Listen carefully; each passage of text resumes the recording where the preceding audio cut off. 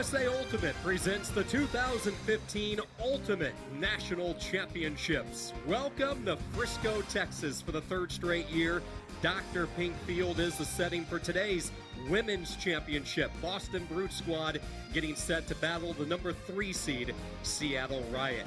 Yesterday, Brute Squad was flat out dominant as they beat up on Molly Brown, while Riot was able to get rid of an old nemesis, Fury, taking down San Francisco to punch their ticket into today's final. And with that, a big welcome. Sean Kinney alongside the voice of Ultimate, Evan Lepler. Great to have you with us. You talk about stars on both teams. That's what we're looking at. Some of the best players that the sport has to offer in the women's division. The depth of talent in this game is truly remarkable. And, every championship is historic, but today feels even more significant because the last 9 years in the women's division have been dominated by 2 teams. The last 2 years, Scandal, 7 straight years before that, Fury. Brute Squad and Riot have been in that upper echelon the entire time, but today, one of them rises to the top. You just have that feeling that yesterday's win over Fury for this Riot club was a key for them as far as getting over the hurdle and moving to greener pastures. Well, we will see, because Seattle, for many, many years, a lot of people have thought that they've had the best talent. This may be the greatest team they've ever had, led by Andy Loveseth, Gwen Ambler, Rory Titcomb, so many veterans on this team. But my goodness, having Sarah Griffith back and healthy has given them an incredible boost. She's been their leader in goals this weekend. A year ago in semifinals, she tore her ACL against Fury. Sweet redemption yesterday, catching the game's winning score. She's been a world champion. Now she wants to be a national champion. On the opposite side for Boston, they have relied on the defense. In fact, they've been the most consistent defensive team this week. And they've been the hottest team coming into nationals. It's the second straight year that Boston Brute Squad rolled through Pro Flight. And I think last year, people didn't look at them as the favorite. They had some growing pains. They fell flat in the semis last year against Scandal. But their coach, Ariel Jackson, said they didn't want to let that define them as a season and as a program. Leela Tennell, the anchor of the handling course. She's got so many weapons to throw to. They feature Leanne Hoffman, they feature Becky Malinowski, and so many others with Emily Bacher, Courtney Kiso, Paula Seville helping to lead their D-line. Leela Tunnell, though, will be involved with the offense all game long, trying to win her first national title. The Pacific Northwest meets the Northeast. Championship number 2 from Frisco, Seattle, Boston. The opening poll next.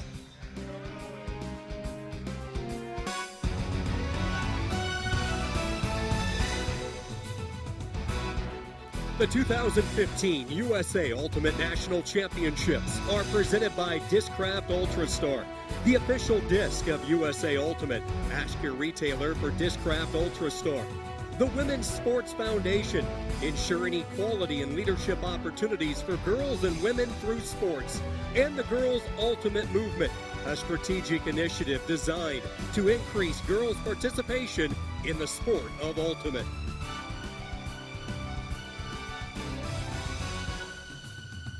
The 2014 World Champion lineup for Seattle Riot. Jacqueline Verjus, the 18-year-old sensation, one of the main cutters, along with Mercer, Davis, and McKibben. Johnson, Titcomb, and Boyden are the handlers for head coach Andy Loveseth. They come in on a roll fresh off the semifinal victory yesterday against Fury. On the opposite side, Ariel Jackson leading the Boston Brute Squad. Leela Tunnell, one of the handlers, along with Seville, Tajima. Keep an eye on Malinowski, number 13, along with Hoffman and Kiso. Evan mentioned star power on both sidelines. Some of the best female athletes in the world of ultimate showcased like they should in the biggest spotlight here in the national championship. Yeah, it's going to be a lot of fun, a great stage, 7-on-7, game to 15 unless the cap gets involved. Soft cap at 85 minutes. There is no hard cap anymore in the USAU semis or finals. Halftime at 8. Self-officiated, obviously, but with 4 qualified observers impacting the game as needed. Both these teams like to wear black. They had to flip a coin. Apparently, Brute Squad lost that flip, so they will come out in the white with the green numbers. Here's the thing, in Ultimate, we don't flip coins, we flip discs. You flip disc. What's heads, what's tails? Usually flip 2 and you call same or different. Here's the opening poll, and we're going to get our first look at the offense from Seattle Riot. Remember, they came out like gangbusters yesterday in the win against Fury. Very sharp early. Can they do that against this grinding defense from Brute Squad? The thing about Riot yesterday was the speed and precision of the cutting core, combined with the deep shots from handlers like Titcomb and Ambler. Here's Kelly Johnson looking long. Toward the end zone for the score. Angelica Boyden hauls it in. 4 passes. Seattle's on the board. That took less than 30 seconds for Riot to storm down the field. We talk a lot about Boston's defense, and they have waves that they can throw at you. But Seattle's offense does too. I mean, this line to start the game, Kelly Johnson's played more defense than offense over the course of the weekend. You know, the conversation coming into this was basically, if it's really windy, Boston might have an advantage. They excelled in the Pro Flight finale when it was very windy. It's not very windy right now. There's a slight cross-field breeze, but it shouldn't impact the game too much. Boyden had a couple of goals yesterday, powering Riot to victory. She strikes early in this championship match. Now Riot gets their defensive assignments lined up, ready to go for the pull.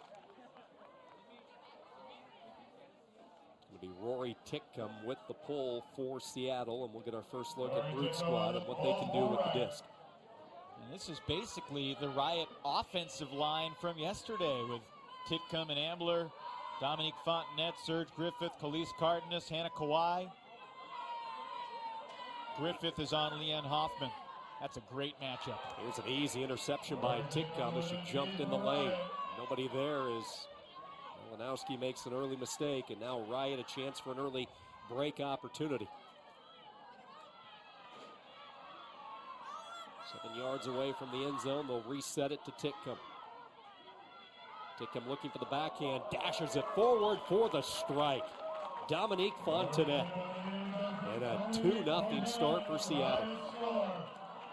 There are a number of connections between Seattle and Boston. Rory Titcomb to Dominique Fontenette. That's 2 players that used to compete in Boston. Titcomb with Brute Squad during her college days at Dartmouth. Fontenette obviously went to Stanford but spent a lot of time in Boston, part of championship teams with Lady Godiva in 2001 and 2002. Emily Bacher, the captain for Boston Brute Squad. She's played a season with Seattle Riot. Sheena Titcomb now with Riot, played for Brute Squad last year as she was finishing up her college career at Tufts. I mean, these teams know each other well, and some of the opponents they genuinely love like sisters. Some of them are sisters, but you get the idea. Scandal and Fury the last 9 years. 2 years before that, it was Riot. But it has been 10 years since Riot has won it all.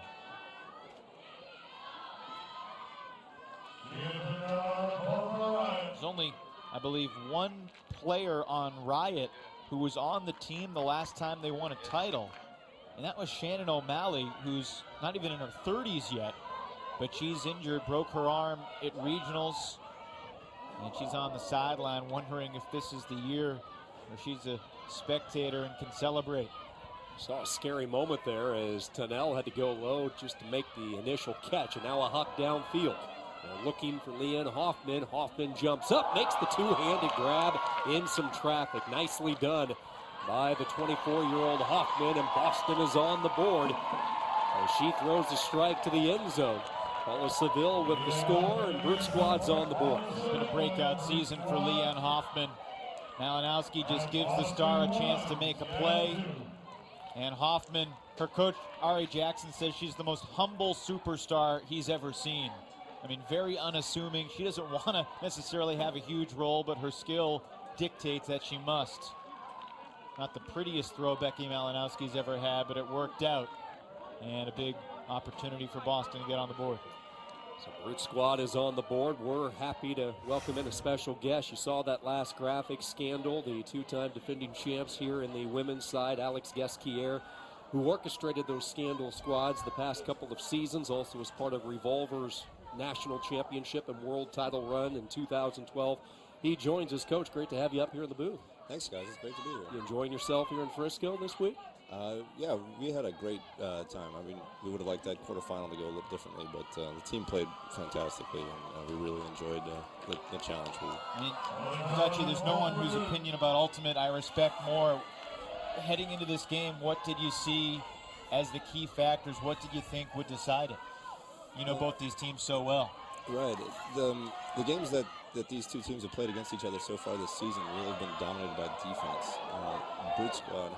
There's Jacqueline Frisco on a perfect feed from Mercer. What do you think about her? And just as I say that, a straightforward, great offensive point to watch. Frisco is an incredible talent. Somebody who's going to dominate this division for a long time. Trying to convince her to, transfer to Georgetown or something to play in D.C.? Oh, wonderfully, she's going to my alma mater, Dartmouth, starting this year. And that's great news. Looked like you guys had a Dartmouth photo down on the field before the game. We do. We have a really strong Ultimate tradition for being a small school. We're proud of it. So, keys to both teams coming in today? I think the key for Brute Squad is to really slow down Riot. You can see that wasn't a good example right there. They had success in the Pro Flight and the U.S. Open by taking the middle of the field away and causing Riot to go sideways and backwards a lot. And they have really great handler defenders, so that can be a real challenge for Riot. When they did that well, Riot gave them the disc, and to make them throw 20 and 30 throws at a point, I think is an important key for them. Riot, on the other hand, they should go match up and take away some of the Brute Squad cutting strengths. They can go against some of these really big downfield cutters and position well. If they can do that successfully, really the same defensive philosophy should apply. It's a broad question, but who do you think has the more athletic team from top to bottom? I think you got to go with Riot on that one. I think Riot has a really strong, almost an all-star quality team. But Brute Squad has a really strong system. They play very disciplined. The other offensive players, they know what's going to happen next, and that makes them powerful. Becky Malinowski with it for Brute Squad. She gets it back to Kiso. Kiso on the dump over to Leela Tunnell. Again, joined by Alex Gasquier here in the broadcast booth for the finals. You've been a part of this national title game the last 2 years. How did you prepare your team for this Sunday battle? I think the most important thing is to really embrace the intensity of it. Use the butterflies and the stress to come out as strong and as hard as you can. There's no dodging the fact that it's going to be intense. It's going to be stressful, but the key is to enjoy it and make the most of it. With a step toward the end zone for the strike and score, Seville has another. Good-looking possession for Boston. Brute Squad back within a point. That was a great system possession. You could see the disc didn't stop moving very often. It bounced back and forth. There's always an open look. The handlers initiated a lot of movement. It's exactly what Boston needed. Yeah, an important score there just to avoid an early deficit against Riot. Fury dug themselves a hole yesterday, and despite sort of figuring it out offensively after the sluggish start, Riot's offense just wouldn't let them get back into the game. Yeah, that's right. Fury couldn't really challenge Riot, even with the wind, going upwind. Riot really used their speed and the open space very well. Fury couldn't get any of those breaks back. Riot was unstoppable.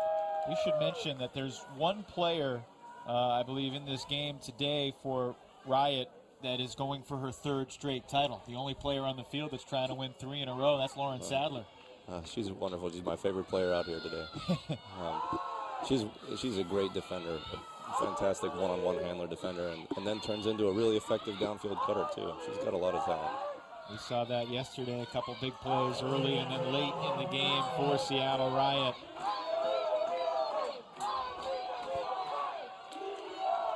Here's the pull by Brute Squad. Let's see what Seattle can do. Riot has had no trouble moving the disc and scoring on their first 3 possessions. These teams have so much depth of talent. Scandal did as well the last 2 years as the big underneath D comes from Amber Sinecrope. How do you decide as a coach how to delineate the playing time in a game like this? You know it's the last game of the season. Do you try to buy more points for your stars? I think here you've got to use your depth, especially early in the game and early in the second half, so that your stars can clamp down when they need to you know, the points to take half and the points at the end of the game is where you really want to be playing your best 7 and best 9 players, and your depth can get you there. Bacher looking, now a shot toward the end zone with a step, the bit, a tip. Did she hang on? Yes, she did. Well, let's Gina wait. Titcomb doesn't want to let go of the Yeah, disc. they're both it still certainly hanging looked on. like Megan Liu had it a split second before, but Gina pleading her case.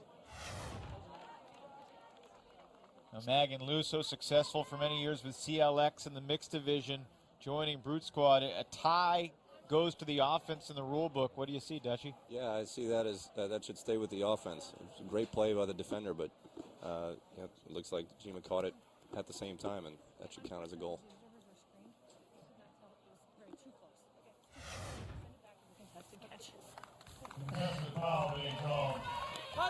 So we're going to go back to where we're at the time of the... Unfortunately, observers don't have the power of this replay. Yeah. What would you tell your player in that situation about contesting it, sending it back versus going to the observer? I would tell them to go with what they think. You know, if they think they got in front of it, you know, they should stick with that call. It's very hard for them to tell. It's obviously very hard for players with this much energy and intensity to be objective. I'd hope that the observer got a good look at it and could make the right call. Bacher saves possession, then softly tosses one to Verhalen in the end zone. And Brute Squad gets the score. That was huge for Brute Squad. They want to keep the pressure on Riot right here. This could be a big turning moment for them. Emily Bacher, she's been the heart and soul of this Boston team for a long time. Spent a season with Seattle Riot. Joined them for their trip to Italy as a nice pickup. But, I mean, just a leader of the Boston defense, a leader of the Boston women's ultimate scene. Courtney Verhalen has been a steady target. First year on Brute Squad out of University of Colorado. Played for Cali in the past. While we have a moment, how would you sort of characterize this season for Scandal? You're the two-time defending champs, but you lost a few of the core pieces that helped you win a title. Did it feel like a transition year, rebuilding year at all? Obviously, Universe Point in the quarters, you guys were right there for a spot in the semis. Well, we lost a few. That's an understatement. We lost 11 players.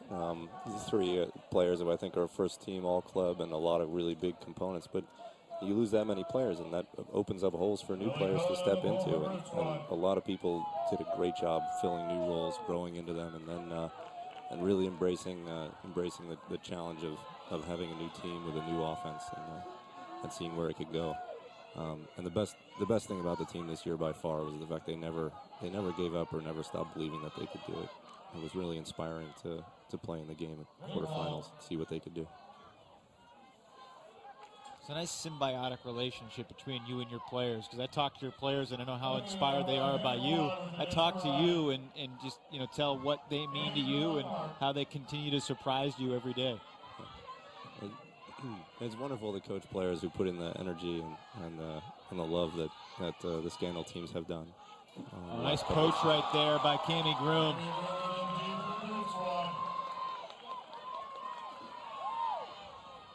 Cami Groom's been one of the leading scorers for Brute this weekend. She made a couple gorgeous throws in the semifinal win against Molly Brown yesterday. That was a great read by Cami. She saw that play develop and jumped underneath it. Brute Squad is doing exactly what they were doing at Pro Flight too. Cassie Wong would love to have that one back. It was right there through the hands, and a missed opportunity for Brute Squad. They can't let that shake them. They got to come back with the same energy. Some Brute Squad players already had their arms in the air when that throw went up. An unforced turnover.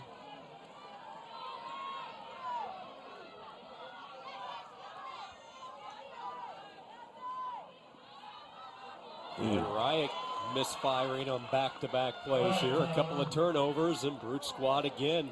For the second time, a chance to grab their first lead. Uncharacteristically tentative from Serge. Austin looking for the quick score.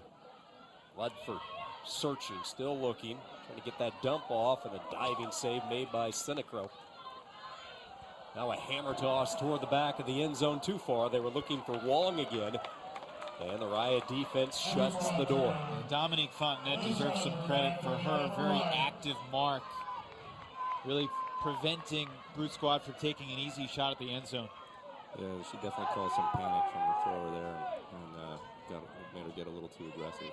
This is a good call here. Calm down, come back to our system. Timeout taken. Alex Guesquier is our guest. And Coach, I'd be curious to hear from you. You spent some time with Revolver. You experienced national championships and world titles with Revolver. You made the transition to the women's side. What were the big adjustments? Tell us the differences between, dealing with the elite men and the elite women in this sport. I think, I've had a wonderful experience in both divisions.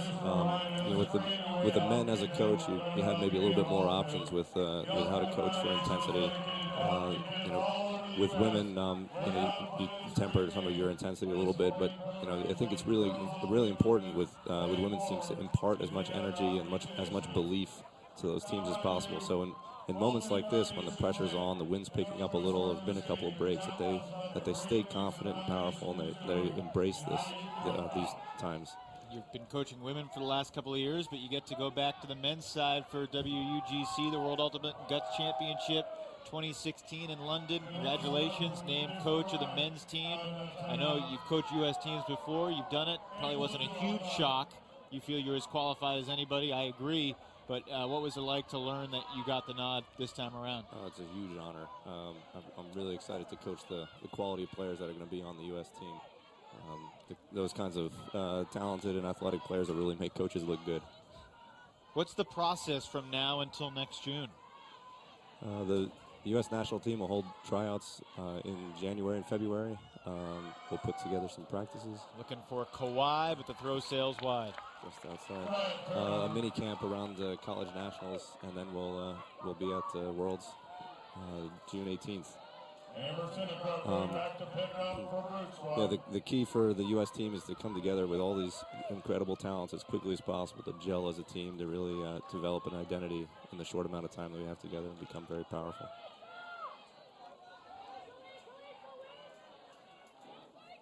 Sinecrope in Boston after the turnover.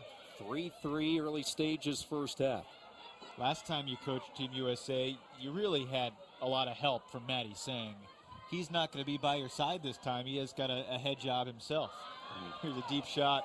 Groom letting her fly up in the air. This time she hangs on. Cassie Wong bounces back, hauls it in. Brute Squad has their first lead. Nice to see that redemption for Cassie Wong. And goodness, Cammie Groom just continues to put such remarkable touch on the disc. One of a number of Brute Squad players that came from the Chicago area, played with Nemesis in the past. Cammie Groom out of Washington U in St. Louis, Missouri native, just a gorgeous touch throw, and Wong authoritatively brings it down. Cammie has a great look there. She's throwing from a real powerful position. She throws it aggressively, and I love the redemption here at the end. Groom had a massive game yesterday, a big-time reason they were able to create separation with Molly Brown. Four goals, a couple of blocks in that win for Brute Squad. Here she picks up the helper to Cassie Wong, and Brute Squad surviving the slow start, takes their first lead.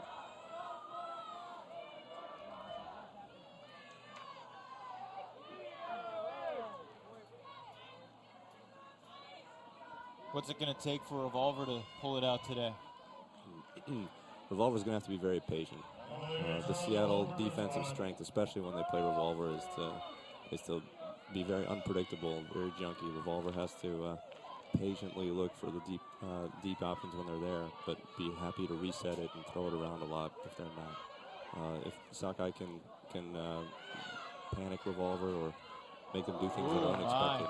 Johnson took her eye off it. Turnover, good position right in the red zone for Boston to grab a break. Bacher to pick up for Brute Squad.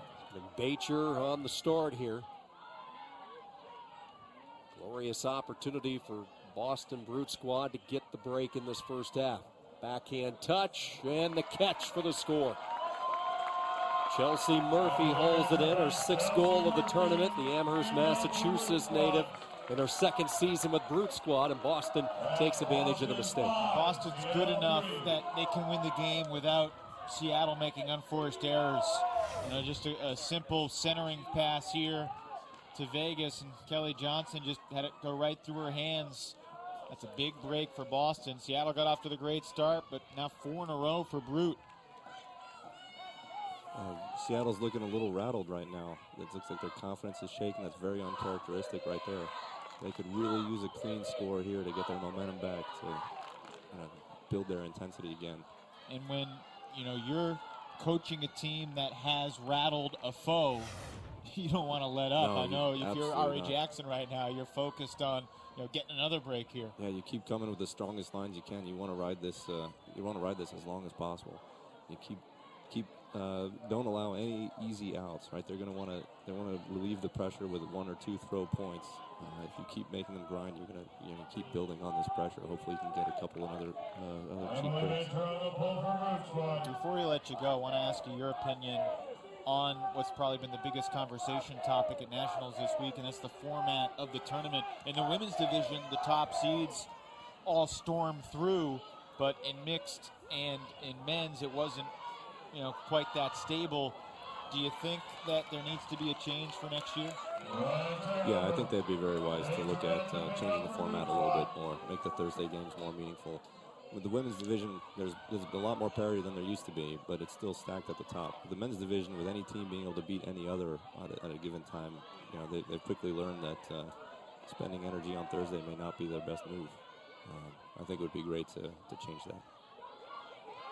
I'd be surprised if there wasn't a whole lot of conversation and perhaps an announcement over the course of the next few months about what might change for 2016. Bacher downfield finds Groom. Another Riot turnover opens an opportunity, and that's 2 here in the first half for Cassie Wall.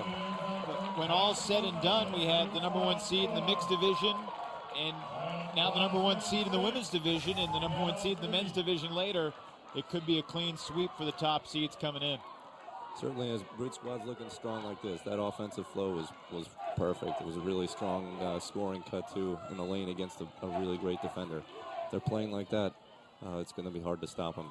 Riot's really going to have to turn some of this momentum around.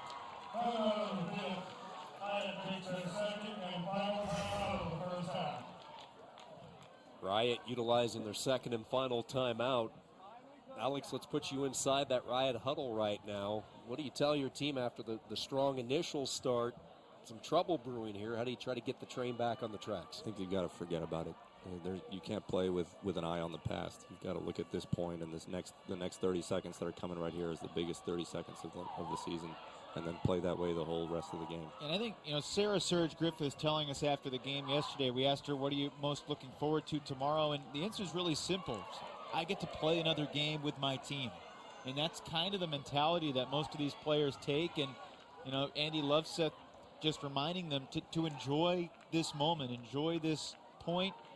Riot got off to the quick start. It's a 6-1 run now for Boston.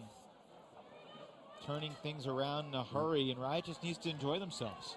Yeah, they also have to realize they can't score 3 breaks in a row, right? Or all at once. They just gotta get 1 point right now, and then get another point after that, and play 1 point at a time.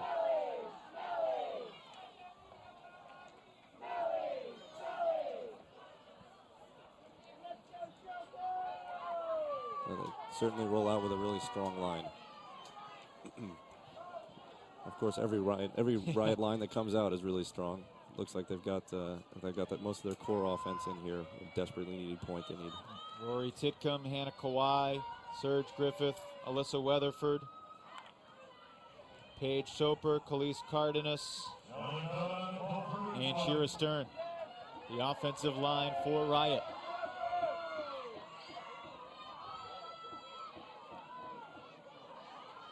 Soper starting up the offense, comes near side to Titcomb. And Boston really playing defense with a skip in their steps too. Weatherford trying to get it back. That's some really strong handler D that earns this. Nothing there, and as a result, it's a turnover. Amber Sinacrope just shut down Rory Titcomb. I mean, you coach Rory for the U.S. national team. She doesn't get shut down like that very often. A little bit too much mustard on that throw as they were trying to nail Groom in the end zone. A little bit too far out in front. A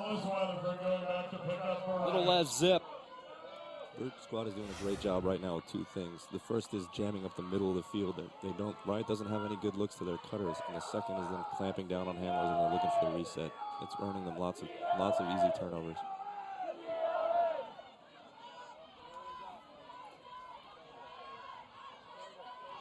Everything being contested. Here's a huck downfield into heavy traffic, tipped away. And again, another turnover. Good job there by McCardle using her size. 5'11", able to knock that one down. 6-3 Brute Squad here in the first half. It's been all Brute Squad over the last 10-15 minutes. Yeah, that throws another example. It felt a little desperate. Looks like Riot was trying to get out with the easy way. It's also what worked for them yesterday, though. I mean, they were really in sync yesterday with Titcomb and Ambler shooting long. Brute Squad hasn't allowed them to find that rhythm, but there's a nice poach from Serge. She's the type of player that could swing a game with one play. She's a great player. She's one of the strongest women players out today, and they need her to make plays like that if they're going to come back. Weatherford's going to trigger in. She's not going to waste any time. She shoots toward the end zone, but a pick was called.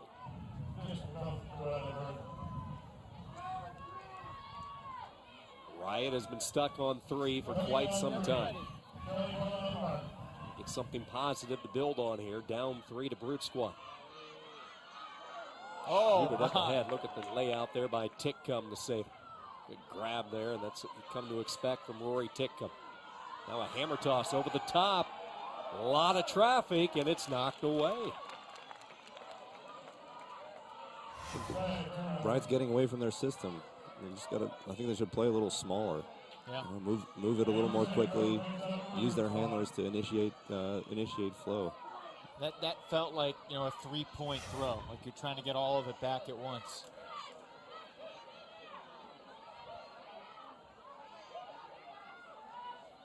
Attacking the center with some space and room. Holland, who has a goal in this game. They dump it back over to Sinecro. Sinecro front and center to Groom. Now Magan Lou with it.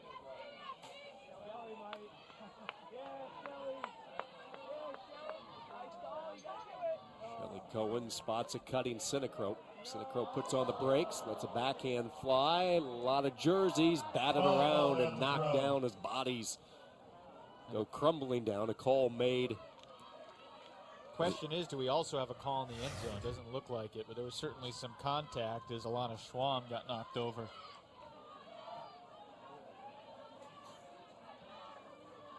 Obvious foul on the throw. To number 10, Stern and Sinecro. Lou thought about taking a shot to the end zone. This time she will, and she finds Groom. Talked about the big game yesterday for Cammie Groom, and Boston Brute Squad pouring it on right now. They're putting on a handler and disc movement clinic right here. Those were really easy moves because of how systematically they approached it. They kept the disc moving. The handlers were attacking backfield and up line. It never really slowed down, and Riot couldn't keep up. Coach, we want to thank you for stopping by. We'll let you go enjoy it with some friends and teammates down there. Great job through the years. Good luck in the future. Always welcome up here in the booth. Thanks, guys. I appreciate it. It's been fun. Good luck with the rest of the broadcast. I know we'll see you back next year with Scandal, and hopefully perhaps in London next year as well. Cheers. I appreciate Looking forward to it. Take care. Alex Gasquier, two-time national champion, the coach of Scandal, led Revolver to a world championship and national title as well in 2012. Cammie Groom, a goal, 2 assists early on. Brute Squad dominating this first half. 7-3, Boston on top. And we started the broadcast talking about this Boston D, this tenacious D, not disappointing. And you look at what they have done. I mean, Riot has not been outscored 6-0 in a very long time. I mean, they need to relax. Good pull, landed in bounds. Gina Titcomb up line looking for Vegas. Did she get a foot in? No. Observer says no. She tried. She was straddling it, just could not keep the foot in. First point of contact. Really hard to tell if the knee was out of bounds or if the wrist came down out of bounds. Boston trying to get to halftime, and this would do it, and they get there. Perfect throw, connection, and all hugs and smiles for Brute Squad. My, oh my. Becca Ludford hauls it in. And an 8-3 Brute Squad lead at the intermission. I mean, you heard Alex say it. It's a clinic in terms of movement with the disc, using the space that Riot gives them up the line. The throws are pinpoint. I mean, how many turnovers does Boston have in this half? Only 4 for the entire half. The wind has picked up as the half progressed. Break chances for Boston, 5 for 10. And 7 of 8 in the red zone. Boston Brute Squad. An unbelievable performance when it matters the most. Mention the defensive effort so far here in Frisco by Brute Squad. This is their 7th game that they have played. Only 2 teams have reached double digits on them. High scored 10 in the pool play game on Thursday, and then in the pre-quarter matchup, Irish scored 11. That's been it. Ramsack Molly Brown, 15-7 in the semis yesterday, a 15-7 quarterfinal win against Ozone. It is a physical defense, it is a grinding defense, and right now it is dictating the tone of this one. 8-3 Boston out in front of Seattle Riot here at the intermission. I mean, Boston was virtually untested, in their run to the semifinals and really in their run to the finals, and who knows? Unless Riot makes a great comeback, Boston might be uncontested for nationals.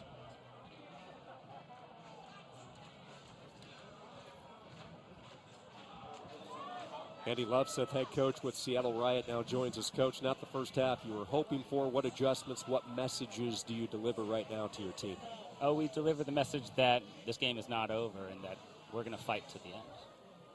A 7-0 run, Andy. How did it happen? What did you guys not do well enough?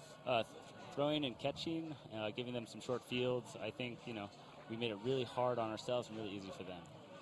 Do you consider tightening up the lines at all to, I know you have multiple lines of players that you would consider stars, but what's sort of the plan for the second half with the deficit as it is? The plan is to let the players that have played together play together, and, those are the strongest units on our team. Andy, good luck in the second half. Thank you. Seattle Riot trailing Brute Squad here, halftime of the Women's Championship. All Boston, 8-3, Brute Squad.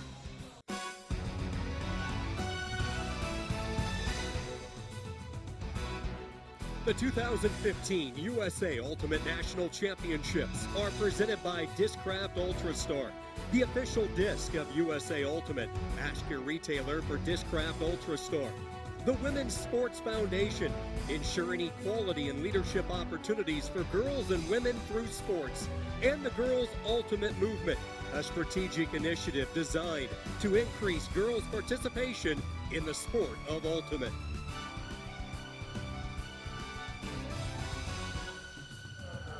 All Boston here in the women's final, 8-3, Brute Squad on top of Seattle Riot. They finished the first half on a 7-0 blitz. A big reason for the success in the first half is their fifth-year player, Emily Bacher.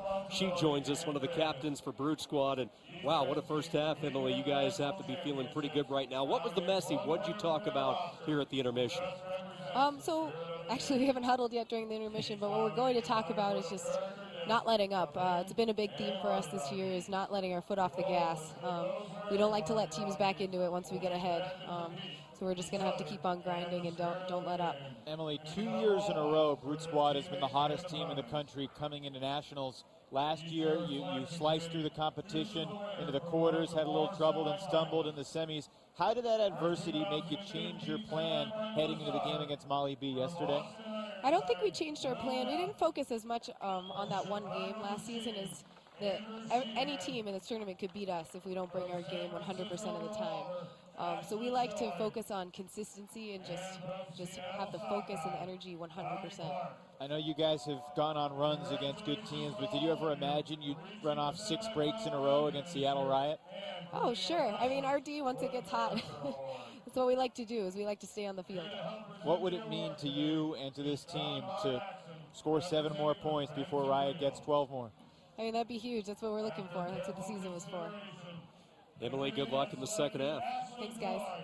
Emily Bacher right now, her Brute squad in control as we go to the highlights. Seattle struck early. They jumped out to a 2-0 lead. Yeah, I mean, Riot carried on from what they did yesterday. They picked up where they left off. Jacqueline Verju playing against her Dartmouth teammate Angela Zhu in this game. Verju got off to the good start, but it was Angela Zhu's team, Boston Brute squad, that went on a huge run. Becky Malinowski, solid throws, and really, you know, Brute Squad hasn't had to do a whole lot of spectacular. Paula Seville catching the goal there, and that was a spectacular job to keep that disc alive by eBay. A little over the right shoulder throw into the hands of her Holland for the score. A remarkable run for this Boston team. A few unforced errors from Riot, a few Ds early in the first half. A drop was endured by Cassie Wong, but she quickly made amends, and you know, this is just what Bacher does. She's a feisty defender, relentless, and then very capable with the disc of orchestrating the offense after a turnover. Sinacrope with a couple spectacular plays as well, and Megan Liu, what an addition she has been into the hands of Cammie Grun, who's had a spectacular tournament. But again, most of these plays are starting with Bacher, just leading that D-line. Angela Zhu firing up line for the score. That time it was Pekka Ludford. Boston rolling into the second half, 7 straight. And Boston will receive the second half pull.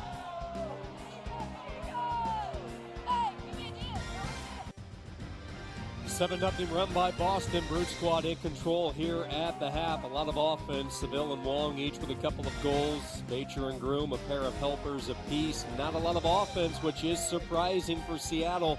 With all the firepower, Verju got them on the board early. Just 3 tallies against this tough Brute squad defense. Second half poll coming up when we return to Frisco.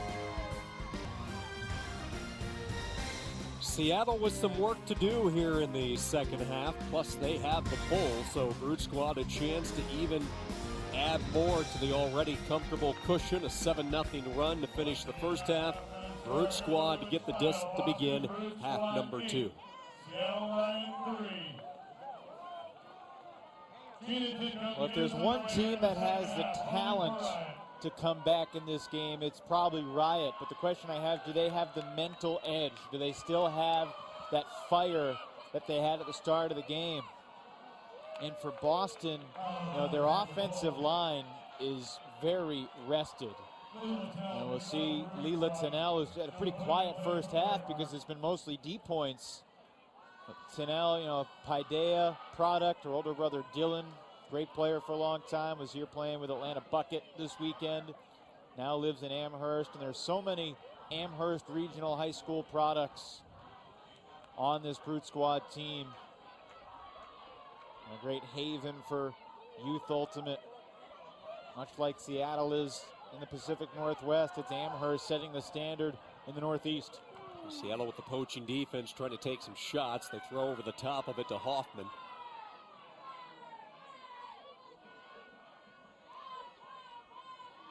Tennell for Brute squad on the far side. Marked by Sarah Davis. Shovels it underneath. Looking toward the end zone. Coming up high to make the grab and the score. So an easy point. Malinowski hauls it in, and Boston just keeps it rolling. I mean, that was a clinic of an offensive point. The O-line just looks so fresh. I mean, and Malinowski, such a high-class player. University of Michigan, played Boston's Slow White in the mixed division. And just underneath, beating her defender. Another assist for Leela Tunnell. So I'll get the hockey assist here as Claudia Tajima picks up the dime. Malinowski, competing on the women's national team for beach ultimate, actually led the division in goals with 22. She was really good in Dubai. You know, in a beach game when you can't jump as high, her length and reach and speed were huge for that USA women's beach team that was taken to the final point against Team Russia. A couple Fury gals, Anna Nazaroff and Cree Howard, teamed up for the gold medal clinching score on Universe. It was very exciting. 9-3 Brute Squad. Riot with their first touch in the second half. So obviously, if Seattle's going to have any chance, they have to hold offensively here. I mean, Boston went down the field so easily. And you see Weatherford didn't really have anywhere to go. Knocked away. Easy play for Ludford and Brute Squad. This has got to be so frustrating for the Riot coaches, Andy Lovesith, Callie Ma, and just the Riot offense that looked so incredibly crisp yesterday. There's Gwen Hambler laying out for a D. Intercepts the pass from Verhaelen. Something to build on maybe for Riot. Let's see if they can take advantage of it. Weatherford on the far side. Sizes it up. Tosses it downfield to Schneider. Schneider along the sideline. Looking. Floats toward the end zone. The right hand grab and catch for Shira Stern. And Riot has something to celebrate. And that snaps an 8-0 run. Snyder to Stern. Here's the turnover, trying to sneak the throw through. But Gwen Ambler said no. She's been making plays like that for a very long time. And then just up the line. Weatherford to Snyder. Pivot. And then the nice outside in flick around the defender. And they trust Shira Stern to be able to make that tough catch. Great hand-eye coordination from Stern.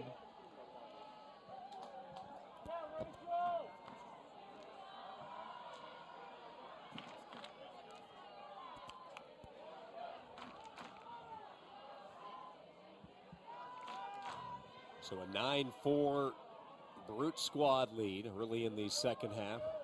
Shira Stern picking up the goal, her fourth of this week, and first of the finals. Yes, Seattle Riot gets the score, so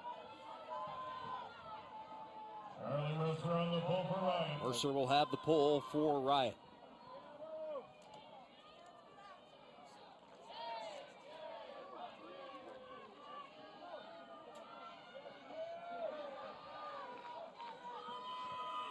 Pull is received by Dory Zipperstein. Zipperstein ahead to Seville. Seville with the backhand to Kiso. Kiso across the way, Leanne Hoffman. Hoffman, the 24-year-old in her second year with Brute Squad. Pick call downfield just as Malinowski made the catch.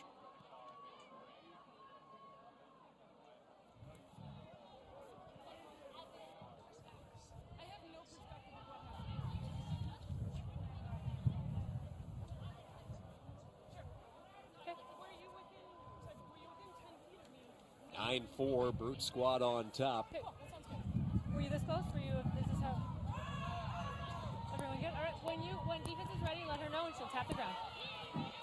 This will be Malinowski on the restart once they get everything situated. So Malinowski taps it in. We're ready to go.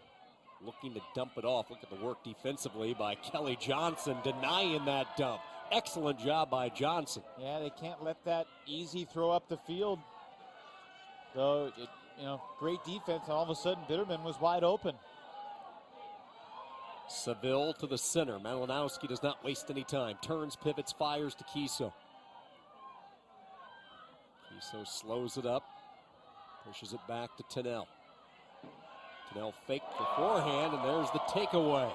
Nice job defensively, coming around the top there with the mark, Angelica Boyden.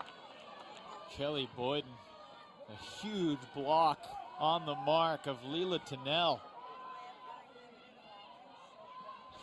If you get hand blocked in a practice or in a game, don't get discouraged, because if it happens to Leila Tunnell, it can happen to anybody. I know it's happened to me many times. Beautiful layout with the left hand. Nicely done by McKibben. Backdoor cut, McKibben launches, and another diving grab. High-flying acrobatics. Seattle will try to keep it going, but it's knocked away at the last second as Hoffman got a hand up. What awareness by Leanne Hoffman. There was a call on the throw. Boyden said she was hit on the arm by Tunnell. Looked like that one was there for Bradshaw, and she was just waiting for it, but Hoffman, quicker than you might give her credit for, makes the play. Let's see what the observer says. No foul.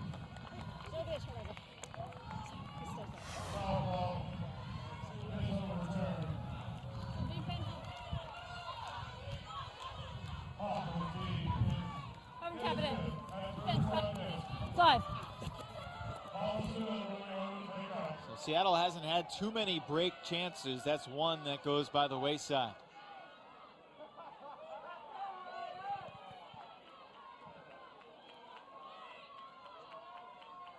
Kiso and Brute squad, and a quick call as a pick was spotted downfield, so it will be Courtney Kiso on the trigger point here for Brute squad, leading by 5. Swings it over to Malinowski. Malinowski checking. She'll swing it opposite sideline. Chasing it down is Kiso. It looks like we have an injury timeout here, and I think it's Brute squad. Leanne Hoffman may have ran out of her cleat. It's been an equipment timeout. Leanne Hoffman on the near sideline lost her left cleat. Wonder if she has a backup pair. Sam, we're trying to figure out how far back was it? How far? Yeah, it looked like it. The sole became. She's asking for some tape. It's not broken. It just needs some duct tape. 3. She'll pull off a quick MacGyver over there with some duct tape on the shoe and get things situated and check back in. Brute squad in the meantime continues to work. Malinowski misfires on the connection with Kiso, and if anything, if you're Seattle, Brute squad has slowed down considerably from what we saw in the first half. Johnson to start it forward for Riot. They need to take advantage of all the break opportunities they can get as they try to bounce their way back into this. Bradshaw zips it back to the center. Riot's maneuvering well offensively now, but nothing is easy. Brute squad's putting such pressure, and this is the Boston O-line. Everything contested, even the dumps, as you see Johnson get rid of it. Johnson gets free, makes the catch in the end zone for the score. Give the assist to number 34, Boyden. And a 9-5 Brute squad lead.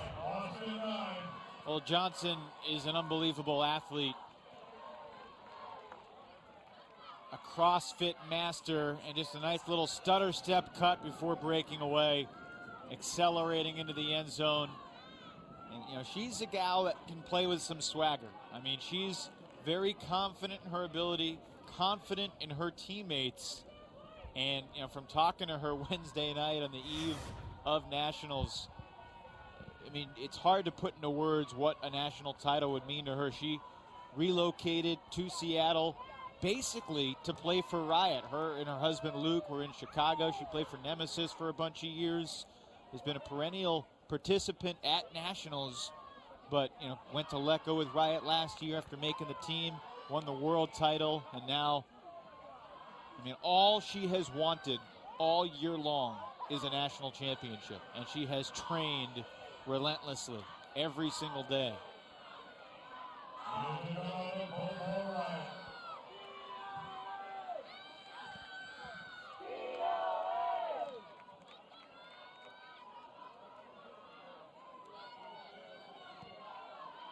So from 9-3 to 9-5. Step by step.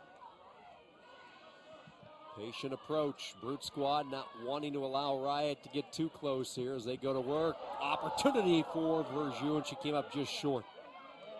And just with the first half going by so quick, we still have more than 30 minutes until soft cap, so plenty of time for Riot to get back into this. And there's Johnson poaching. Yep, Tajima throws it away. Johnson gets the interception. Riot building a little bit of momentum. Sarah Davis gets it over to Titcomb. This is Sheena Titcomb with it.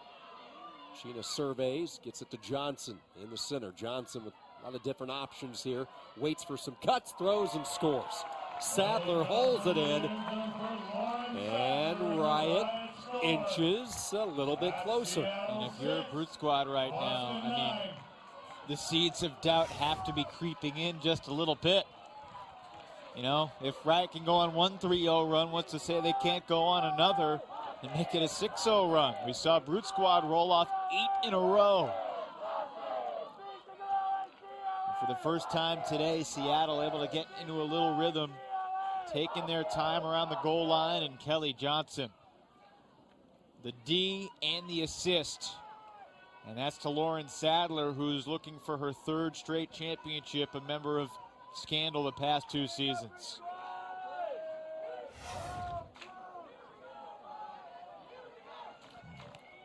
There's so much on the line over these next 30 to 45 minutes, Sean. I mean, legacies. Gwen Ambler's a Hall of Famer, there's no doubt about it, but to tack on a 5th national championship to her career, her first with Riot after winning 4 with Fury.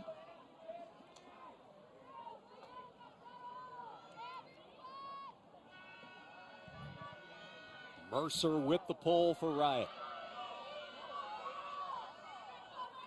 Brute Squad leading by 3, a 7-0 run. The difference in this game right now is Tennell gets everybody in their proper spots, sets up the attack for Brute Squad. Zipperstein with the backhand along the sideline to Kiso.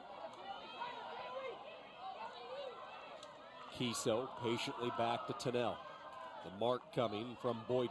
Boyden's been active today for Seattle. Malinowski jumps into the middle of the pack, makes the catch. They get it up ahead safely to Laura Bitterman. Good to see Leanne Hoffman got her cleat back on. Yeah, got the tape on, ready to go. Swings it back to Bitterman, right at midfield. Quick rotation, not a lot of standing around here for Boston as they get rid of the disc quickly and make their cuts. Tunnell back over to Bitterman and a pick call. Might be an injury downfield. Hard to tell. No worse for wear for the moment. Did you have a stop count? No? Okay. Hold on. Let's wait for them to set. Got a call away from the disc. But the observer asked if there was a stall count. Kelly Johnson said no. Start at 1 here. On 1.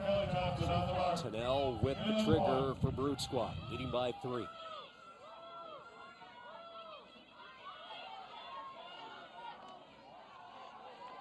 Bitterman up ahead to Kiso. Johnson working hard defensively, trying to keep the disc away from Tennell. Hoffman makes an acrobatic catch. Now, Leanne Hoffman, another wow play. Tennell circles all the way around back into the handler position. Started to cut right. And they come back over to Zipperstein. And a collision. A couple of bodies go down near the front of the end zone. Seville went down for Boston. Sadler collided with her.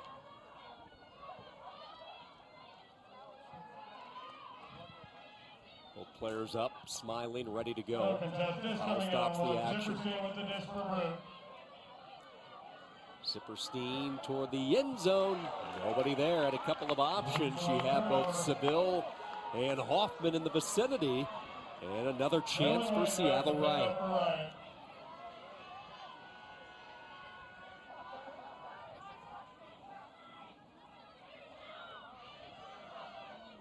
From the front of the end zone. Boyden throws it away. Tremendous downfield defense from Boston Brute Squad. A great mark, a flat, straight up mark to try to prevent a huck. Boston Brute Squad defenders really took away the unders and did a great job on the dumps too. That was just about everything you want. So Brute gets it right back where they just gave it up a few moments ago. Tennell looking to swing it. Backhand up ahead to Burstein. And she was in the end zone. Ellie did not even realize that. She was ready to make another pass. Or excuse me, Kiso wasn't even aware that she was in the end zone there. She was ready to make the extra dish, and then everybody froze, and they saw the observer signal score.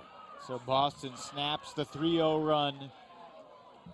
Still a ways to go for Boston. They're 5 goals away. Here's the turn, and unable to connect on that swing.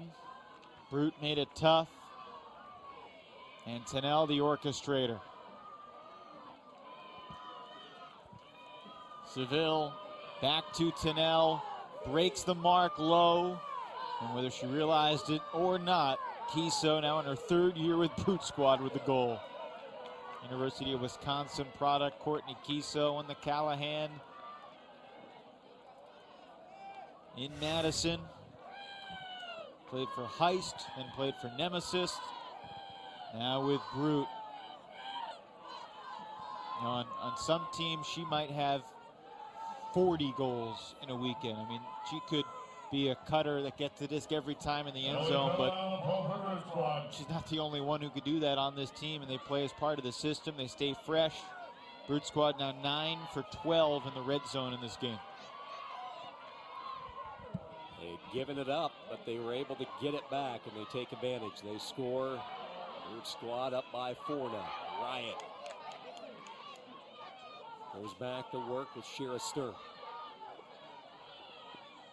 Stern gets it ahead to Weatherford, and it's knocked away with the D. And typically, those types of throws can work out and can put you in power position, but they're risky because there's not a lot of space there. Groom, the backhand, has a receiver open. Cassie Wong makes the catch. And a timeout taken by Boston. About the 2-yard line there, Wong hauls it in. So Boston in prime time real estate to push a little bit closer. Let's go back to that mistake, the turnover here, and the there just wasn't a throwing lane there. I mean, Cammie Groom right in the pocket of her defender, could not sneak it by her. Now, why the timeout here from Boston? Well, I think they just wanted to make sure they get set and take care of the disc on the goal line. I mean, Brute Squad has been phenomenal in the red zone this game. My guess is that we'll see a dump cut from one of the top handlers, probably Leela Tennell. Wong certainly capable of throwing it to the end zone, but they'd love to get into the hands of Kiso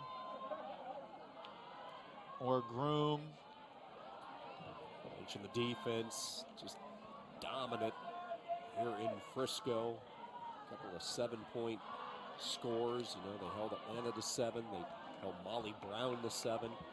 You're playing some D, you're doing some things right, you hold those teams and their offensive production. Beg your pardon, I forgot that this was a D point, so they're going to try to get it in the hands of Emily Bacher here.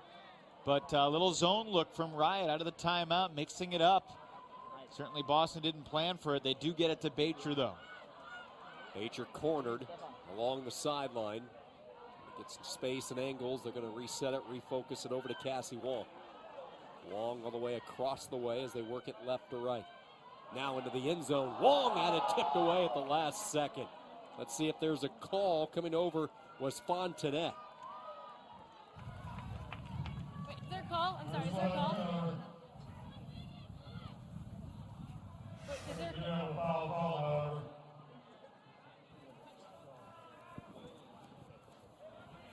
And it looks like Fontenette got her in the back.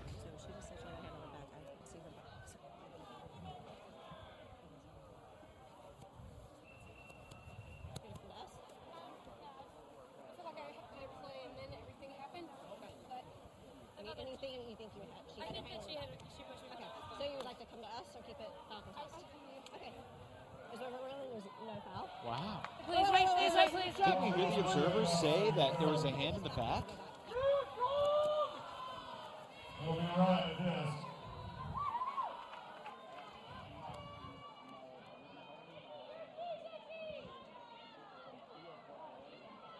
So the decision made, the goal line stand for Seattle Riot.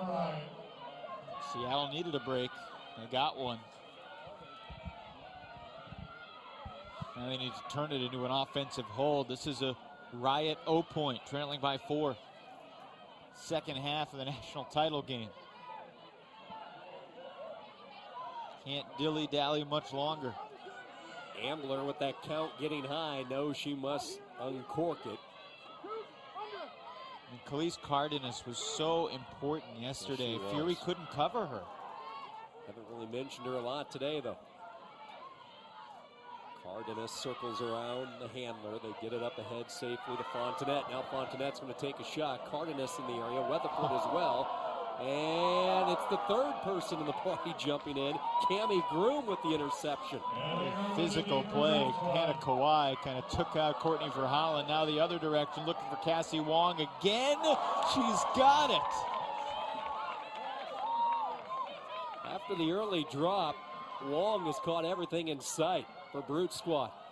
And she'll catch one more for the score. 11-6 Brute Squad. Cassie Wong. Brute Squad score.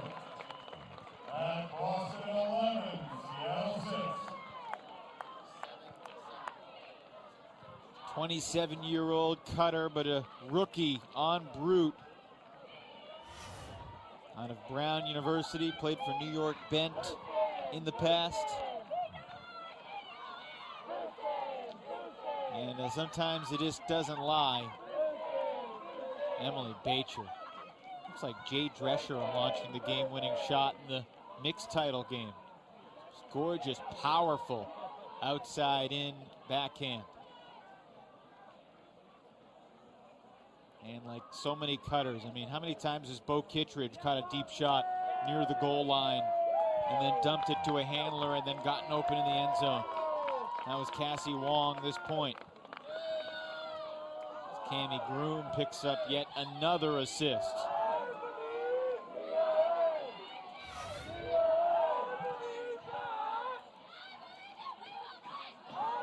Third goal today. Cassie Wong looks a little tired over there. Taking a deep breath, sipping the cold beverage. She has been busy. Big part of the Brute Squad offense here in this championship game. Pull coming from Lou.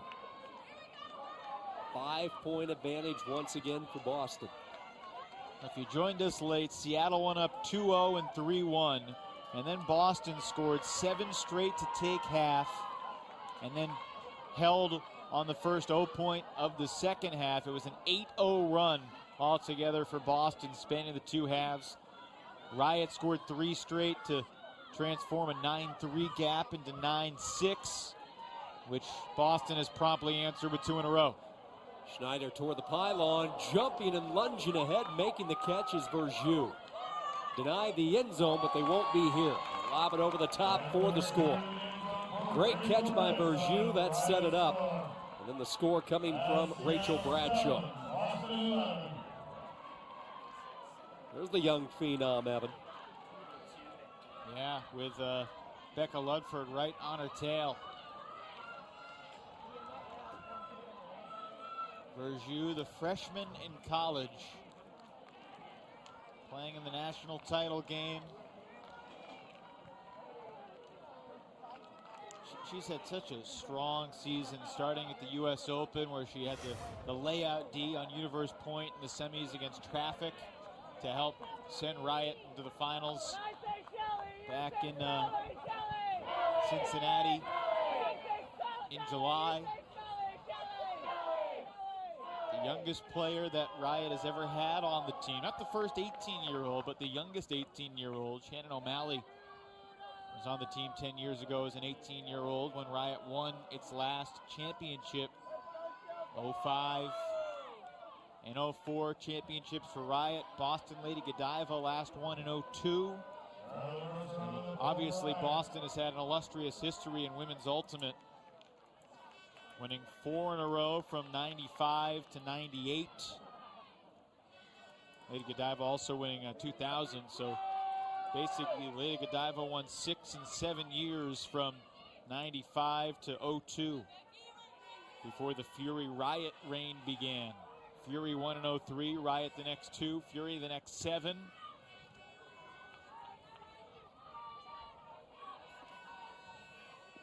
But a new dynasty perhaps could begin today. Malinowski. Magon Liu hoping that last statement is true. This will be the beginning of a dominant run. Here's a mistake. Ran off the back of Jelly Boyd, and he probably gets credit in the stat sheet for a D there. A D for it? Kelly Johnson back on the attack. Verjus has it. Seattle taking a shot downfield. They're looking for Charlie Eide, and it's intercepted. Good read there by Kiso. Trying to hit Eide, but Kiso said, nuh-uh, not happening. And that's a young player's throw. I mean, Verjus got that throw, but it wasn't a great matchup. She wasn't that open. Timing wasn't great. Now going the other way. Liu goes up. Almost looked like she tried to tip it ahead to Leah Tunnell, and we see some contact and a foul here. Boyden ended up smack dab on top of Liu. Take a look at the end of the action. Boom, right there.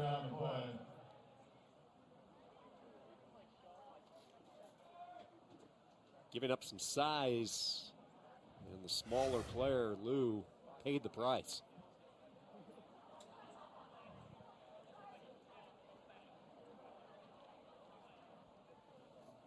I'm not sure if there was a call on that other than injury. We saw Magan's brother Bob last night with Chicago Machine making some magical throws in their semifinal game. A great battle with Revolver. Magan and Bob from Ames, Iowa. Magan played at Iowa State. Women scorned.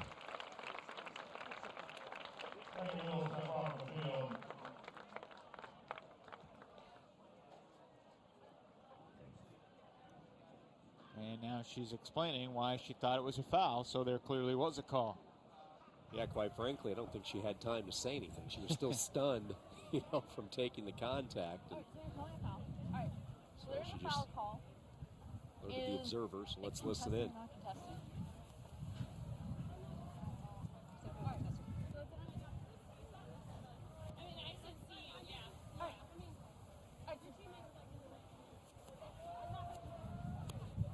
It will be your disc, or whoever's coming on for you. It will be.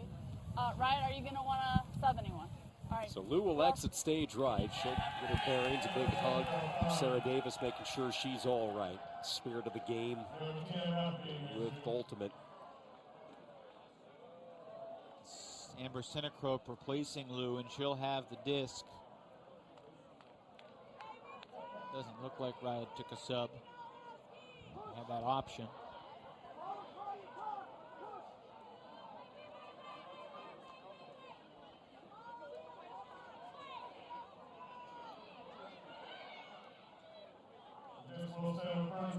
There it is. Squad with the restart, the lob, and the score. 12-7. Tunnell with the catch. She's used to dishing. At times she's catching. And Brute Squad closer to their first national crown. 11 red zone goals now for Boston Brute Squad. And Tunnell delivers the goods. Callahan Award winner at University of North Carolina.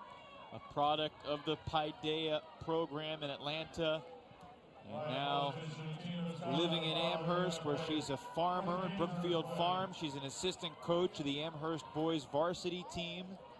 Her Brookfield co-workers are having a We Love Leela viewing party for the championship game.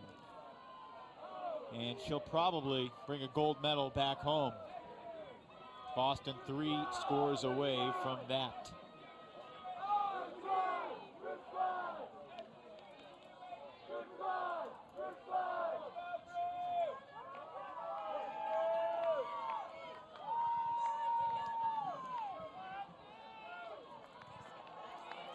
Anna Kawhi, Julia Snyder discussing strategy, Paige Soper.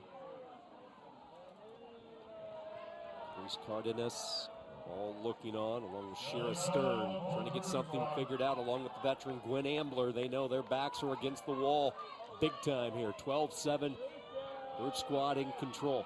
Gwen Ambler was a member of Fury when Fury overcame that 10-1 deficit to beat Riot back in 2008.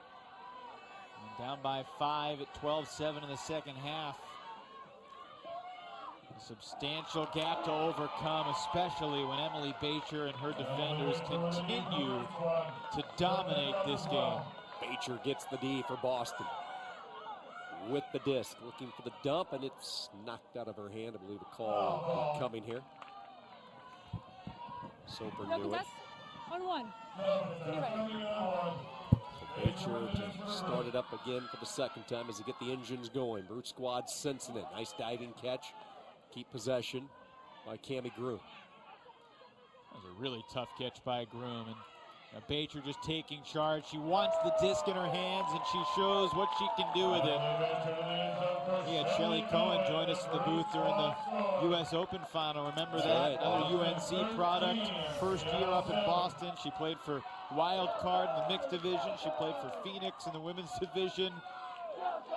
And now, I mean, just the conglomeration of talent from all teams, from all divisions, coming together. And Boston on the precipice of a massive celebration.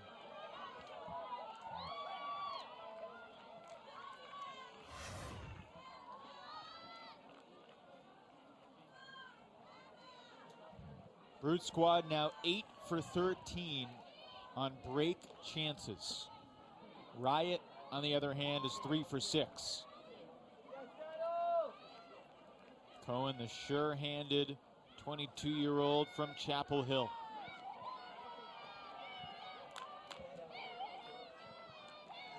First season with Brute Squad, and it's going to be a memorable one, it looks like, for Shelly Cohen and the rest of this Brute Squad. I remember talking to her at the U.S. Open about, what's it going to take for Brute Squad to rise to the level of Fury and Riot. I mean, because they've always been close, but they've always been a notch below.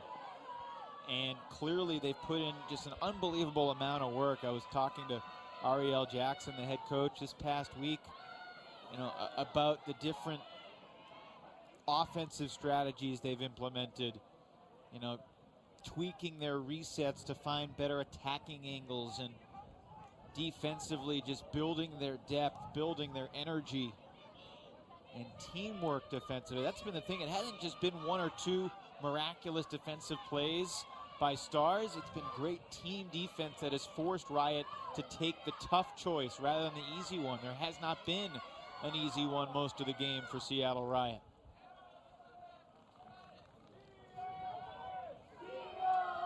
Stoppage in the action downfield. Somebody lost a shoe again. That's Sarah Griffith. She might be wanting some of the tape that we saw utilized earlier. I think this shoe stuck together. I think somebody stepped on her heel. I bet Hoffman is gracious enough to lend her some tape if she needs it. Spirit of the game after all, Yes. right? 13-7 Brute Squad. Play resumes here. Trigger point will be Rory Titcomb. Boy, she threw some beauties last night. BBs in that win against Fury. Dropping the disc in the breadbasket on a number of occasions. Near collision. Good body control there to avoid it. Riot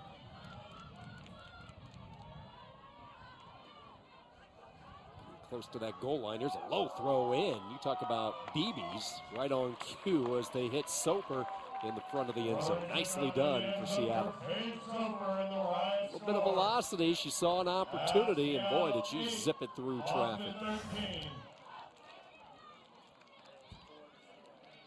Rory Titcomb, powerful throws. Good balance. Great wrist snap. And Paige Soper, the scorer, first-year Rioter from Buckeye State, won a national title with OSU Fever. Won it in her hometown of Cincinnati.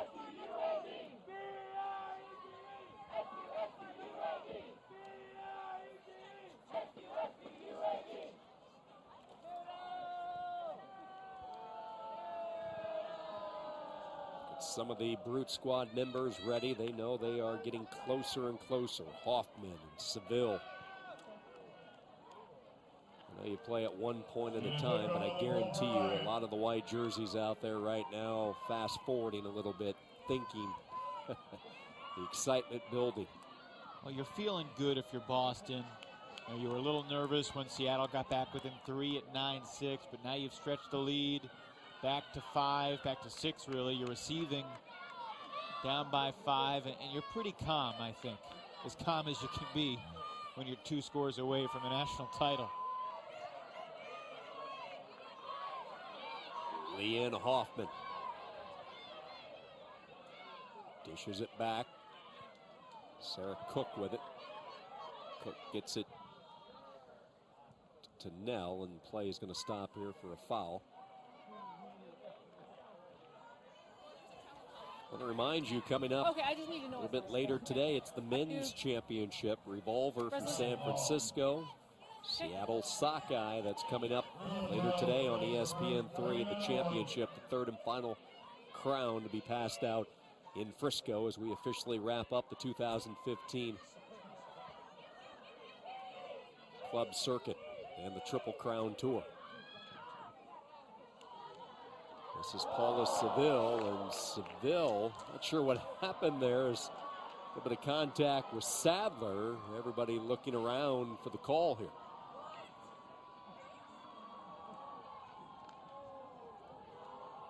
We have a stall call on the throw. Contested stall? It's a contested stall. Contested stall. That will come in on 8. The contested stall. Here the observer 8. When everyone is set. Everyone here is set. signifying the count will Stall, begin at 8. So stalling this is 8. going to have to be very quick for Brute Squad. And Courtney Kiso going to have to get rid of it quick. She knows it. She throws it up ahead. Hoffman comes in, makes the grab. Leanne Hoffman dumps it back over to Sarah Cook. Cook across the way to Malinowski. Right back to Cook. Cook, the only member of Brute Squad that's won a national club championship before, and that was 13 years ago in 2002 when Lady Godiva won it. 35-year-old out of Vermont in her 6th season with Brute Squad. Everyone else on the roster would be celebrating their first taste of a national championship. USAU. Titcomb with the backhand, lets her fly. They were looking toward the end zone for Verjus. Might be coming back. Yep, it is. On the throw, on the backhand, it looked like Sheena Titcomb was clipped across the wrist.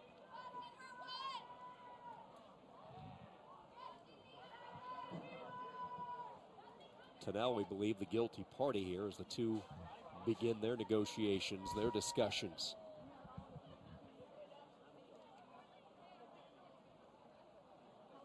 Go to the observer. It was a foul. It is a foul by the observer. It is will come back and stay in Riot's hands. Dominique Fontenette was a teammate of Sarah Cook's on that 0-2 Lady Godiva team. V.Y. Chow, who we saw playing with Blackbird this weekend. The Fury in the past. She was also on that 0-2 Lady Godiva team. Mercer, quick release, Bergiou has it. Bergiou over the top they go for the score. Nicely done by the 18-year-old. Spotted Kate Kingery in the front. Kingery, the 36-year-old, one of the captains for Seattle Riot out of Denver, Colorado. Served as a captain for this Riot club since 2012. Veteran player, lots of experience. Able to get in the end zone here in the national championship. Some of the things that Jacqueline Verjou does, just incredible.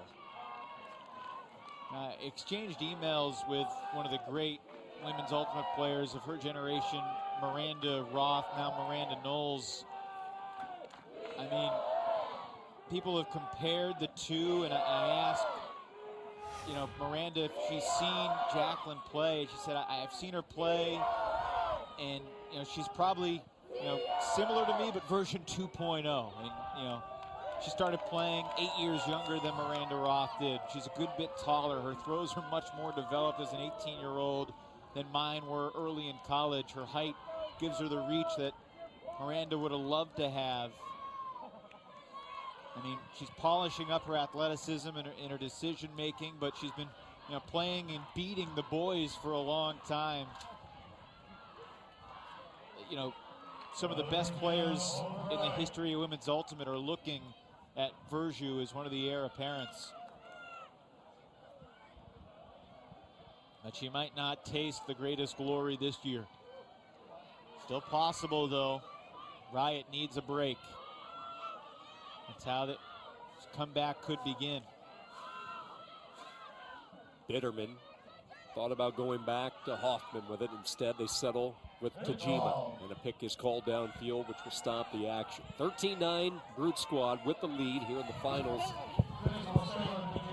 Third and final leg of the Triple Crown Tour. We are a minute 20 away from the soft cap. Boston 13, Seattle 9. Tajima. Searching, the tight mark being applied by Burstein. Now they get some room. Malinowski has it. Verjou right on top of her. Seville along the sideline to Kiso. Kiso gets it back to Tajima. Riot working really hard defensively.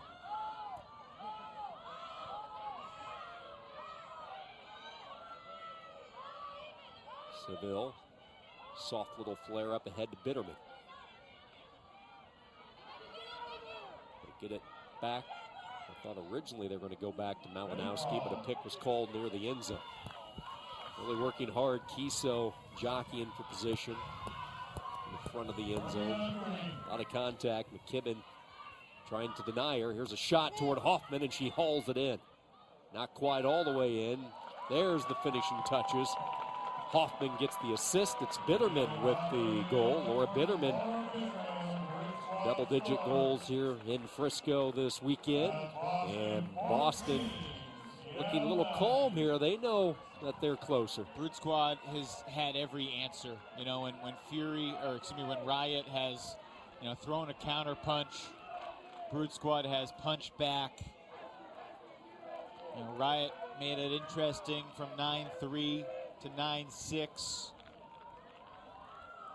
13 of the 14 Brute Squad goals have come in the red zone. I mean, look at the dominance. Closest game against Montreal Iris in the pre-quarters, but you know, Ozone from Atlanta, the longest running Nationals team. Molly Brown, sort of the new hyped team from Denver, with a bunch of additions from Scandal, Claire Chastain, former Callahan winner at Wilmington. Dina Slattery has really shown that she can be an anchor the past couple of years as well for Molly Brown. But I think, you know, Boston started the season with as much talent as anybody, and they put it together. Ari Jackson has been helped out a little bit at the end of the season by Mike Zalisk, former Tufts Callahan Award winner who played in the Bay Area, coached Brute Squad last year. Oh, Corey Zipperstein with an up call would have had a D there. But just an incredible season that Boston has put together. And I mean, for a long time, you know, Fury had some great regular seasons and stormed through nationals.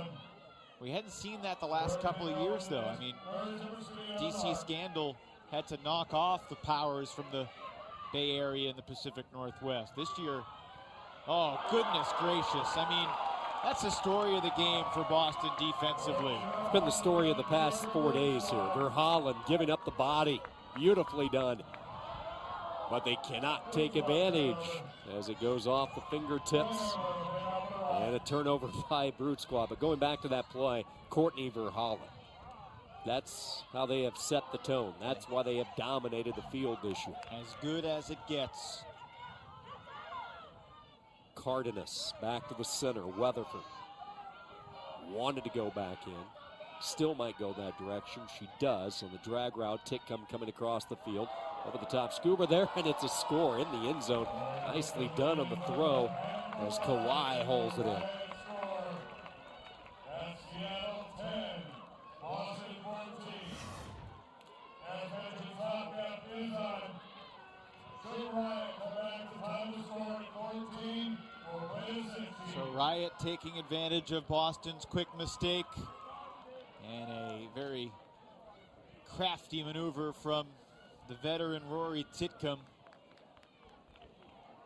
I think Rory was very happy that Jacqueline matriculated to Dartmouth. If she was going to leave Seattle, Dartmouth's a good choice because that's Rory's alma mater. Anna Kawhi hauls in the goal. Soft cap did go on. It's only a factor if Riot scores the next 4 in a row. It would be hard to 16.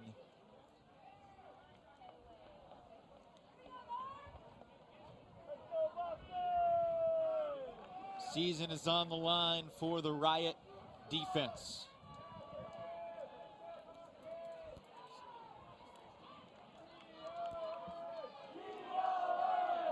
Verju staying out there. Kelly Johnson, Charlie Mercer to pull, and there's the line that will try to put it away. Hoffman, Malinowski, Tajima, Tennell. Bitterman out there as well for Brute Squad. Laura Bitterman. Courtney Keesow too.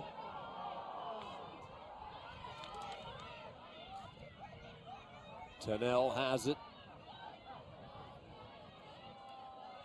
Leah Tennell stays in the center to Bitterman. Right back to Becky Malinowski.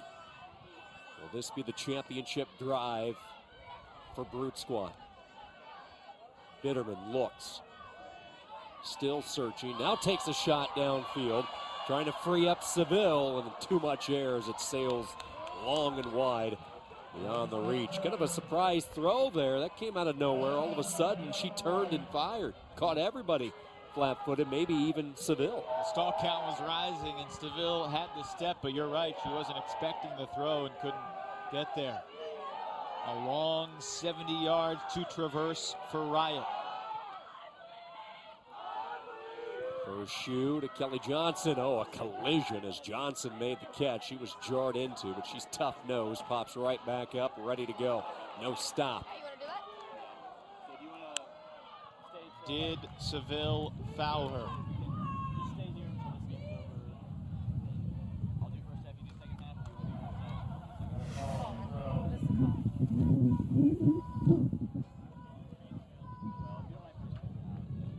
Now Seville can't touch the disc while it's still in Kelly's hands. Or why don't you take over? And if it's a foul, that's what happened. And it looks like no contest, or they're going to go to the observer. Whenever you want me to. I'll just be right there, and you just say hey, or I'll just stand right here. No foul. My feet just need a break soon. So. Wow. I'll play this game. And it That's a headlock for Paula Seville. This is live. Can I just come for you? Seville gets the block. Hello. And Brute Squad with a short field to work for the championship point. It will be Tennell on the start here for Boston. in control from the get-go. A shot toward the end zone, nothing there. Bitterman was the closest party, but a couple of black jerseys beehiving around her. Not much room. So a couple of opportunities go by the wayside for Brute Squad as they try to put the finishing touches on this one. Johnson back with it to Verjus, picked up by Malinowski. Over on the far side to Titcomb. Low throw, and it hits the turf, incomplete. Turnover, Seattle. Riot just hasn't been able to put a string of throws together, 6, 7, 8 in a row, to work it downfield against Boston's defense, whether it's the Boston O-line or the D-line. Hasn't mattered too much. Tunnell gets it to Seville. Seville looking, dumps it back to Leila Tunnell. How appropriate would it be if she delivers the assist on championship point? Not happening. She was searching for Hoffman. Nothing cooking in the end zone.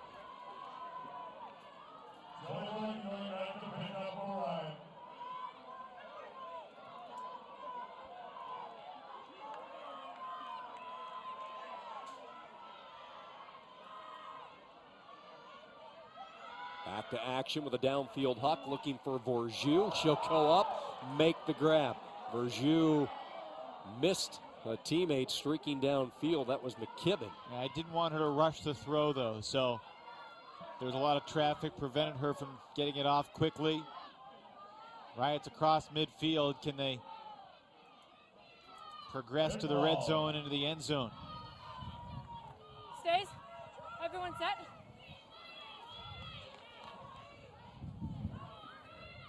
Defense going firm, offense check it in.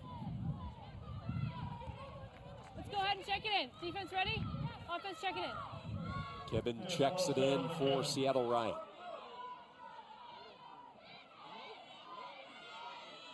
Look at Verjus make the catch. Verjus taking some extra time to pop back up on both feet. Pick was called downfield, didn't affect the play, coming in on one. Look at this grab at number 22 here. Using that frame. Johnson's pass too tall, but it's deflected right into a teammate's hands. Sheena Titcomb caught it off the deflection. Johnson goes right back to Titcomb. Titcomb with a space and some step inside, and they get it to Verjus. She deserved that one. Yeah. She made the big downfield catch, saved possession, and now she's rewarded with the score. I mean, she made a few really spectacular grabs to the sky to get it off the end zone line around midfield and the layout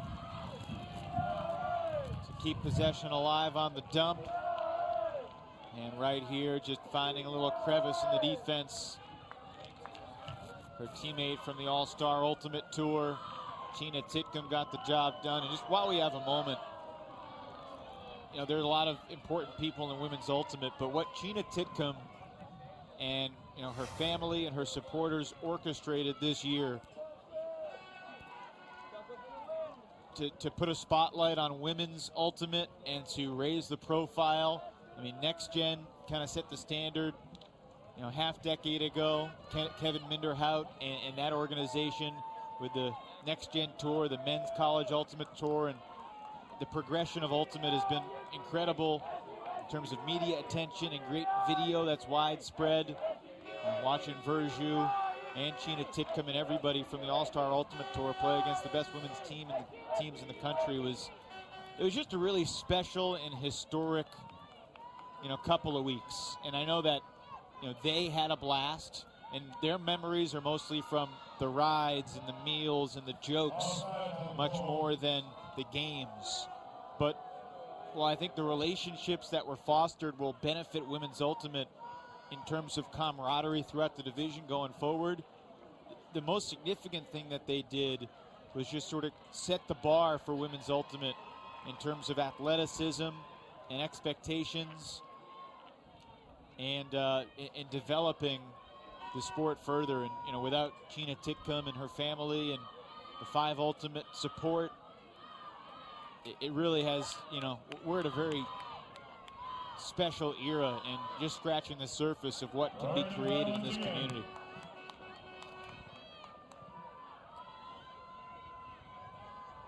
Will the fourth time be the charm for Boston Brute Squad? This is their fourth opportunity to seal the deal, close and cinch the championship.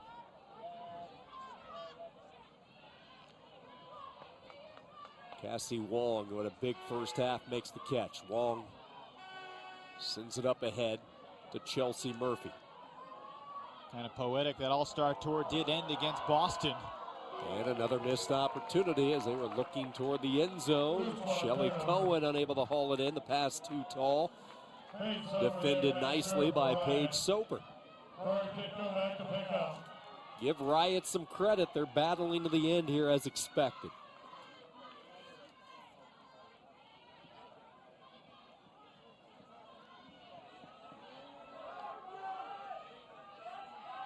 Soper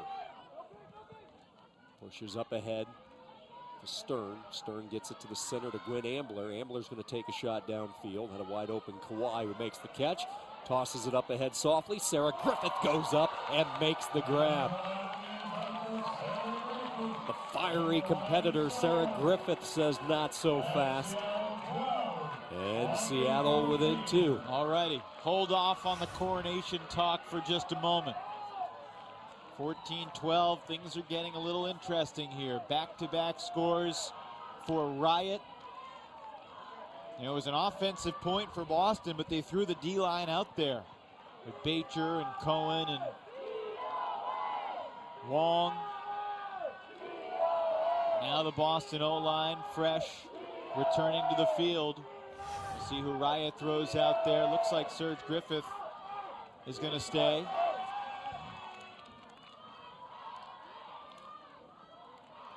Kiso, Bitterman, Malinowski, Tunnell. That offensive line getting set. Leon Hoffman, Claudia Tajima. See Seville in the center alongside Tunnell and Malinowski. There's Griffith getting ready to play another point. Mercer will pull. Kelly Johnson, Jacqueline Verjou.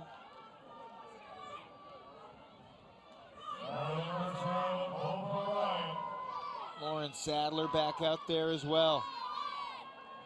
Here's the pull. Boston will try to do it again.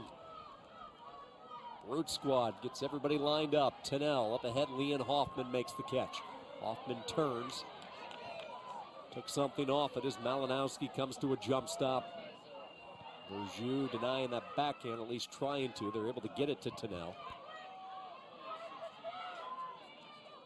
Tunnell works it far side to Kisa. Coming back to the discus to Jima. And a pick is called, which will stop the play. 14-12. Brute Squad, they find the end zone pretty simple. They capture their first national championship. Bring the title back to the Northeast for Boston.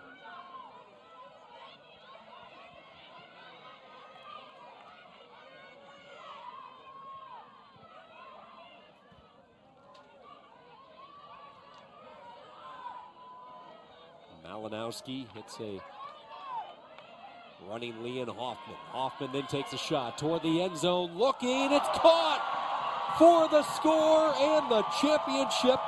Tunnell does it. And the celebration begins for Boston Brute Squad.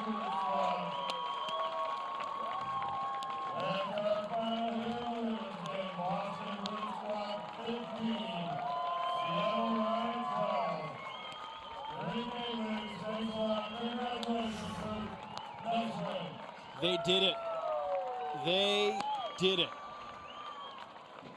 It's the first ultimate championship for the city of Boston since 2002. And you think about how dominant Beantown was through the 90s, the early 2000s, ending Death or Glory, Lady Godiva.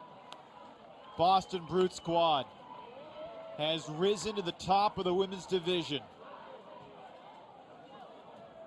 And Hoffman to Tunnell to cap it off. Leila Tunnell. What a star she is in the women's game. And the first title for Brute Squad, which a program that kind of emerged in the shadow of Lady Godiva as that program was winding down. They were the old guard. Brute Squad was the new guard. Seattle Riot again, so close, but the title drought continues. They won Worlds last year. Seattle falls short, and Boston Brute Squad will hoist the trophy, 15-12. Brute Squad has captured the crown here in the women's division. They did it with their defense all week long here in Frisco. Leah Tunnell ends it. Boston, your champion.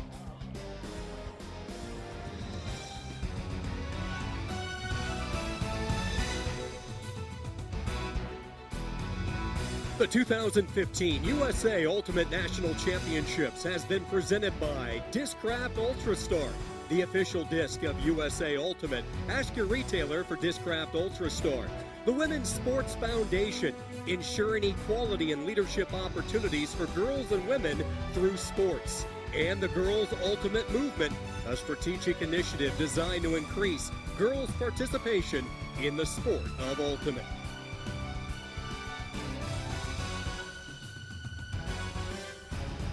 Boston Brute Squad has brought a championship back to the Northeast. They have captured the crown in dominant fashion. They never trailed today. A 7-0 blitz in the first half really put this game on ice, and Boston celebrates the crown 15-12 as they knock off Seattle Riot here in the women's championship. Leela Tunnell, who hauled in the championship point, along with Emily Bacher, join us. First off, ladies, congratulations. What a feeling this must be for you two and the rest of your teammates in Boston as a whole. Thank you. Take us through the start of this game, and let's start with you, Emily. We talked at halftime about how you guys came out ready to go and the focus in the second half. Take us through the emotions of this game as you had a number of opportunities to close it out there at the end. So I think that as a team that's somewhat new to being on this big of a stage, this is my first time with Brute Squad in the finals. I think we got a little ahead of ourselves in the second half, and we forgot to keep our foot on the gas. And that's where those multiple chances came in. But when it comes down to it, we have great players and a great system, and we have a lot to fall back on. So that was there for us. eBay was an incredible defensive performance. We'll get to Leela in a second, but take us through some of the practices, and maybe it's just going against the O-line that you go up against, but how do you guys play the team defense that you guys showcased today? I mean, really, we're playing against the best O-line I've ever played against. It's just stacked with athletes, stacked with throwers and people who make great decisions. They punish us every practice, and so we learn how to take some hits and keep on rolling. What's it like guarding Leela Tunnell in practice? It sucks. She's the best thrower in the game. There's just nothing you can do. Leela, your brother got to enjoy a championship 6 years ago when Chain Lightning won it all. What does this mean to you to have your first club title? Well, it means a lot, but mostly it just means a lot being with this team. I wouldn't want to be standing on any other sideline right now, regardless of whether or not we won or lost. And I hope my brother was watching at home with little babies. When the last throw went up in the air, did you think you had it? Yeah, I thought I had a good chance. We knew you had it. You know, at halftime, you guys had been so dominant defensively, it felt like the offense hadn't had too many opportunities to contribute. How fresh did you feel coming out of the gate to start the second half? Fresh. And that was a testament to our defense all weekend. I think our O-line got much fewer reps than they did. So that's, we really owe it to them, being as deep as we are, to have the legs to really grind through at the end of the day. eBay, last thing, it does take an orchestrator and a lot of leadership to put this together. I know you and Becky and Paula deserve a lot of credit as captains, but what about Ariel Jackson? I know he was almost at every practice and every tournament this year, his first year with you guys, and the vociferous nodding means he meant a lot to this team. Oh, absolutely. I mean, anyone who's willing to give up that much time, energy, and just thought to our and caring to our sport and to this group of women, we have to be eternally grateful. I mean, he just put in so much work for us. Emily, Leela, congratulations. Enjoy the moment. Thanks, guys. Thank you so much. Boston Brute Squad, your champions in the women's division. Let's go back to that championship point, our Discraft Ultrastar play of the game. And Leanne Hoffman's gotten so much credit this year as one of the emerging stars in women's ultimate. Hoffman just 24 years old, and Leila Tunnell not much older, 26. If these two stay in Boston, they're going to be a force to be reckoned with for a long time. Tunnell in the end zone for the championship clincher. She dropped the disc. She's got to get that disc back. That's a great souvenir.